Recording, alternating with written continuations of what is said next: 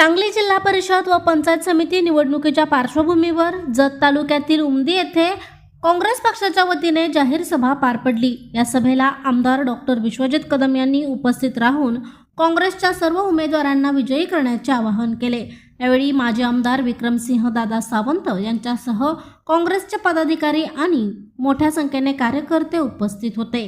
Doctor Vishwajit Kadam यांनी आपल्या भाषणात सांगितले की भाजप आणि काँग्रेस यांच्यातील लढाई ही केवळ राजकीय नसून विचारांची आहे। काँग्रेसच्या विचारधारेला स्वातंत्र्य लढ्याची ऐतिहासिक परंपरा, सामाजिक न्याय, धर्मनिरपेक्षता, पुरोगामी दृष्टिकोन आणि सर्वसमावेशक विकासाची मजबूत धारा आहे। शेतकरी, कष्टकरी, कामगार, महिला, युवक तसेच दुर्बल घटकांच्या हक्कांसाठी काँग्रेसने नेहमीच संघर्ष केला असल्याचे त्यांनी स्पष्ट केले। आज समाजाला तोडणारी नव्हे तर जोडणारी, द्वेष पसरवणारी नव्हे तर माणुसकी जपणारी विचारसरणीची गरज आहे। अशी सकारात्मक लोककल्याणकारी ताकद काँग्रेसकडेच आहे असे सांगत सांगली जिल्ह्याच्या सर्वांगीण विकासासाठी, लोकशाही मूल्यांच्या संरक्षणासाठी आणि पुरोगामी महाराष्ट्र घडवण्यासाठी काँग्रेसच्या उमेदवारांना पाठिंबा देण्याचे आवाहन त्यांनी केले। प्रशांत कांबळे, अग्रणी न्यूज, विटा।